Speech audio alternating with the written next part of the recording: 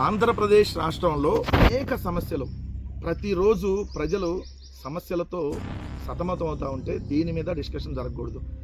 కల్తీ పాల మీద డిస్కషన్ జరగకూడదు, కలుషిత నీరు మీద డిస్కషన్ జరగకూడదు, కలుషిత నీరుతో డయేరియా వచ్చిన డిస్కషన్ జరగకూడదు, కల్తీ పాలతో 6 చనిపోయిన డిస్కషన్ జరగకూడదు, రాష్ట్ర వ్యాప్తంగా అనేక చోట్ల ఇలాంటి కల్తీ పాల సెంటర్లు ఉన్న డిస్కషన్ జరగకూడదు, విద్యార్థులకు ఫీజు రియంబర్స్మెంట్ అందకపోయినా డిస్కషన్ జరగకూడదు, విద్యార్థులకి వసతి దీవెన రాకపోయినా డిస్కషన్ జరగకూడదు, ఏదైతే ఆరోగ్యశ్రీ ఈరోజు ప్రజలకు అందకపోయినా డిస్కషన్ జరగకూడదు, ఏదైతే ప్రభుత్వ మెడికల్ కాలేజీని ప్రైవేటు పరం చేసి ప్రభుత్వ సంపదని దోచిపెడుతున్న డిస్కషన్ జరగకూడదు, 99 పైసలకి ఉల్ఫాగాలకి, తెలుగుదేశం బఫూన్లగాలకి, బినామీగాలకి విశాఖపట్నంలో 100 కోట్ల విలువైన భూములను దోచిపెడుతున్న డిస్కషన్ జరగకూడదు, ఏదైతే విజయవాడ బస్టాండ్ నుంచి అనేక చోట్ల లుల్లు వాళ్ళకు దోచిపెడుతున్న డిస్కషన్ జరగకూడదు, ఏదైతే ఆంధ్రప్రదేశ్ రాష్ట్రంలో ఆడబిడ్డ నిధి కింద 1500 ఎందుకు ఇవ్వట్లేదనే డిస్కషన్ జరగకూడదు, ఏదైతే నిరుద్యోగ వృత్తి 3000 ఇస్తానో ఎందుకు ఇవ్వట్లేదని డిస్కషన్ జరగకూడదు, సూపర్ 6 ఏదైతే అటకెక్కిపోయింది కదా దాని మీద డిస్కషన్ జరగకూడదు, ఏదైతే జగన్ గారు ఇచ్చిన ఈబీసీ నేస్తాన్ని ఇప్పుడు ఎందుకు ఇవ్వట్లేదనే డిస్కషన్ జరగకూడదు, చేనేత నేస్తం ఎందుకు ఇవ్వట్లేదని డిస్కషన్ జరగకూడదు,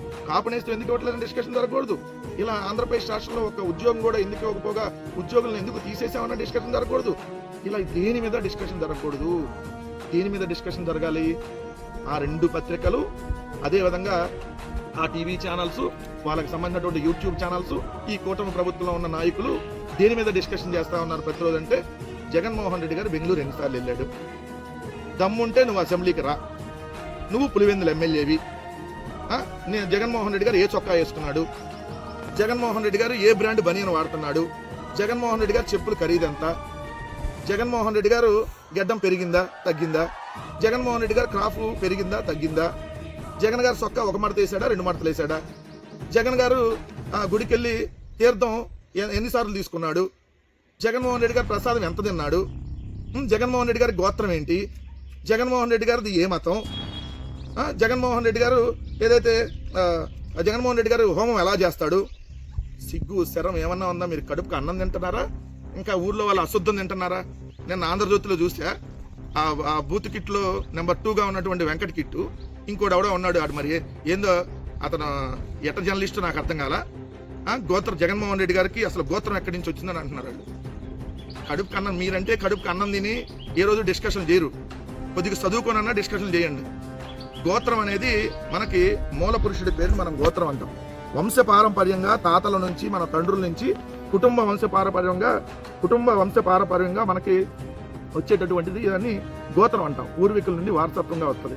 ఈ మాత్రం కూడా తెలియకుండా మీరు ఎట్ట జర్నలిస్టులు అయ్యారో అంటే లేదు. మీరు జర్నలిజం వదిలేసి రాజకీయ వ్యభిచారానికి దిగారు కాబట్టి ఇవన్నీ మర్చిపోయి ఉంటారు మీరు. గోత్రం ఏందంట, గోత్రం కావాలి మీకు, రండి చెబుతాం. కుంభాల గోత్రం జగన్మోహన్ రెడ్డి గారికి.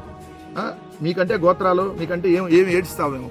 మనిషి పుట్టకు పుట్టినాడికైతే గోత్రాలు ఉంటాయి. మీరు మరి మనిషి పుట్టకు మీరు పుట్టారో లేదో మరి ఆ వెంకటకృష్ణను ఆ డిస్కషన్ చేసేవారు. అదేవిధంగా జగన్మోహన్ రెడ్డి గారు హోమం ఎలా చేస్తారంట, అన్య మతస్థుడంట.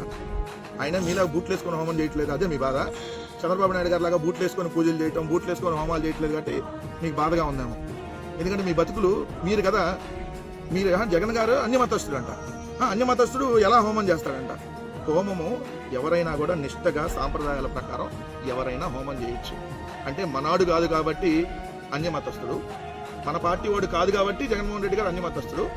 అదే మన పార్టీ వాడైతే బూట్లు వేసుకొని పూజలు చేసినా, ఏదైతే 42 గుళ్ళు కూల్చినా, 1000 కాల మండపాన్ని కూల్చినా, తిరుమల లడ్డులో పంది కొవ్వు జంతు కొవ్వు అన్నా అన్నీ మతస్థుడు అంతే కదా. జగన్ గారేమో అన్య మతస్థుడు, చంద్రబాబు నాయుడు ఏమో అన్నీ మతస్థుడు. సిగ్గుందా? కడుపుకు అన్నం తింటున్నారా, ఇంకేమైనా గడ్డి తింటున్నారా? తిరుమలకి ఒక్కసారి కూడా ఎందుకు తలనేలాలు ఇవ్వలేదా నారా లోకేష్, నువ్వు కానీ నీ తండ్రి కానీ?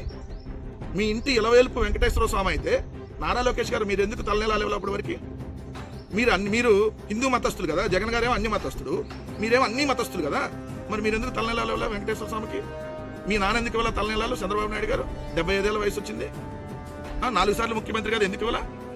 అదేవిధంగా తండ్రి చనిపోతేనే గుండు చేయించుకోలేదు, తలనేలాలు ఇవ్వాల. ఇంకా మీరు దేవుడికి ఎందుకు ఇస్తారు? మీరు మాత్రం గొప్ప హిందువులు. మిమ్మల్ని చూసి మళ్ళీ నేర్చుకోవాలి. మీరంతా హిందూ మత ఉద్ధారకులు.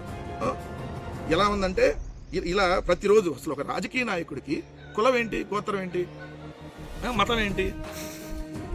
మనం ఏం ప్రమాణం చేస్తాం? ముఖ్యమంత్రిగా ప్రమాణ స్వీకారం చేసినప్పుడు ఏం చేస్తాం? మతాలకి కులాలకి అతీతంగా పరిపాలన అందిస్తామని చేస్తాం.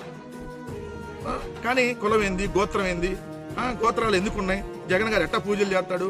అరే బాబు, ఆయన ఎప్పుడు బూట్లు వేసుకోకుండానే పూజలు చేశాడు, బూట్లు వేసుకోకుండానే ప్రసాదాలు తిన్నాడు. మీలాగా బూట్లు వేసుకొని పూజలు చేయలా, మీలాగా గుళ్ళు గోల్చలా. ఆయన అన్ని మతస్థుడేనేమో, కానీ 42 హిందూ దేవాలయాలు కట్టాడు. ఏది 42 విజయవాడలో మీరు కూల్చిన దేవాలయాలు కట్టాడు.